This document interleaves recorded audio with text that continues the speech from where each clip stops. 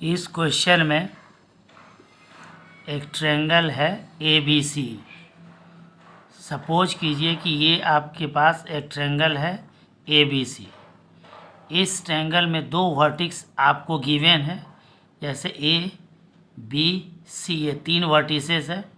इसमें B point आपको given है -3 और 1, और C पॉइंट आपके पास 0 और -2 है। इसमें हम लोगों को A का थर्ड वर्टिसेस है जो A, इसका वैल्यू फाइंड आउट करना है। हम लेट कर लेते हैं कि इसका कोऑर्डिनेट X और Y है। इस क्वेश्चन में ये भी एक मोस्ट इम्पॉर्टेंट वर्ड जिसमें सेंट्रॉयड जो है एट द ओरिजिन है।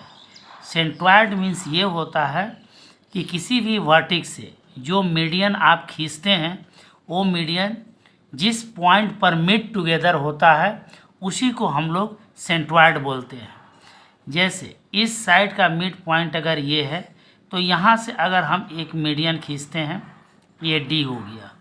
अगर इस वर्टेक्स से मीडियन खींचें तो इसके सामने के साइड का मिड पॉइंट आपके पास अगर E लेट कर लेते हैं तो ये BE एक मीडियन हुआ। अगर C से मीडियन ड्रॉ करते हैं तो इसके सामने के साइड AB का यह मिड पॉइंट अगर मान लेते हैं कि F है तो ये आपके पास CF जो हुआ अनदर मीडियन हुआ। तो ये तीनों मीडियन जिस पॉइंट पर ये मिड टुगेदर होता है इसी को हम लोग सेंट्रॉयड बोलते हैं। सेंट्रॉयड को हम लोग G से डिनोट करते हैं, और इस क्वेश्चंस के अकॉर्डिंग सेंट्रॉयड का coordinate origin, it means X का वैल्यू भी 0 और Y का वैल्यू भी आपका 0 होगा। तो यहाँ पर हम लोग को इस क्वेश्चन में A का कोऑर्डिनेट निकालना है, X और Y का वैल्यू फाइंड आउट करना है। इसके लिए आपके पास फार्मूला है, सेंट्रॉयड निकालने का जो फार्मूला है वो आपके पास ये है, Gxy is equal to G into x1 plus x2 plus x3 by 3 and y1 plus y2 plus y3 by 3। यही आपके पास सेंट्रॉयड से रिलेटेड फार्मूला है। अब इस फार्मूला को यहाँ पर हम इस्तेमाल करेंगे तो हम लोग का रिक्वायर्ड जो है थर्ड वर्टिसेस X और Y वैल्यू फाइंड आउट हो जाएगा। जैसे ये Gxy ये आपके पास इसके वैल्यू को इंडिकेट करता है। तो नाउ अगर आप ये लेट कर लीजिए, नाउ अगर एब्सिसा आपके पास ये 0 है, X का वैल्यू इसमें आपके पास 0 है, तो यहाँ पर हम लोग जो है इसके एब्सिसा इसके वैल्यू को कंसीडर करेंगे। It means 0 is equal to x1 plus x2 plus x3 by 3। यहाँ से 0 इजकल टू x1 अगर हम A के कोऑर्डिनेट को कंसीडर करें, A B को x2 करें, C को x3 करें, तो यहाँ से आपके पास आएगा x -3 प्लस 0 अपॉन 3।